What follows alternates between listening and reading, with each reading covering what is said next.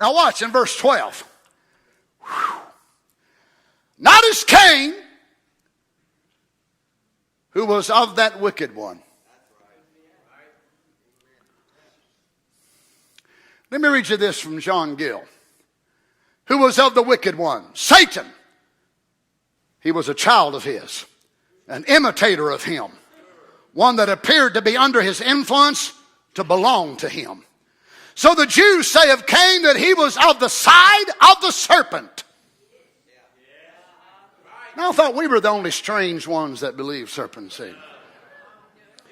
But John Gill and some of these other men we're going to read you about tonight that wrote back in the 1500s and the 1600s and the 1700s believed this strange thing. And John, who lived back 2,000 years ago, said that Cain was of the devil.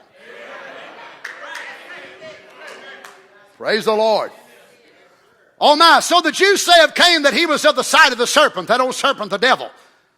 My Lord. That old serpent, the devil. As the way of the serpent is to slay and to kill, so Cain immediately became a murderer. And again, because Cain came from the side of the angel of death, he slew his brother. Listen to this from the Bible Exposition Commentary. Cain is an example of a life of hatred. Cain is not presented as an atheist. He is presented as a worshiper. And this is the point. Children of the devil masquerade as true believers. They attend religious gatherings as Cain did. They may even bring offerings. But these actions in themselves are not valid proof that a man is born of God. The real test in his love is for the brethren where Cain failed. Every man has a spiritual lineage as well as a physical. Cain's spiritual father was the devil. Cain's attitudes and actions originated with Satan.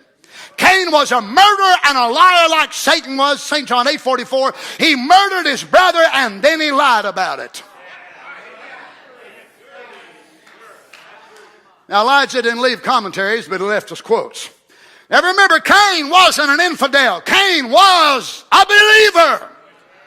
This is going to shake the gizzard out of you. So if you got a gizzard in you tonight, I guess this quote's going to shake it out. Which I hope it does, because only chickens have got gizzards, you know. Eagles don't have gizzards, I guess. I hope it does, some of you fundamentalists, and put a heart in you. That's right, a heart of belief. Cain was religious and a believer. He came up and built an altar to the Lord with just as much faith as what Abel did. I want you to watch something. God is just. Do you believe that, audience?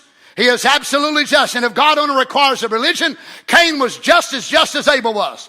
Both those boys came before God. Cain wasn't a communist. He wasn't an infidel, an unbeliever. He was a believer. If God only requires a believer, he was unjust to condemn Cain. I wonder how many around the message, and what do we call them? The same thing Cain was called, believers. Why? We substitute believers from being born again. If you got the Holy Ghost, why? Because people can say more positive. Yes, I'm a believer. Yes, I'm a believer. But pinpoint them. Are you born again? If you, well, I don't know. I hope you know why? Don't you see what it is? It's easier to say, well, I'm a believer. I follow the message. Brother Donny's a good man. I'm a believer. I'm a believer. Well, Cain could say exactly the same thing. I want to say more than Cain could say. Oh, hallelujah! Cain could say, I'm a believer. He could say, I'm sincere. I'm a worshiper. I love God. I want to say more than that. I want to say that too. I want to say I'm a believer. I'm a worshiper. I'm sincere. But I want to say I'm born of God. I passed from death unto life. And one way I know is I don't want to murder anybody.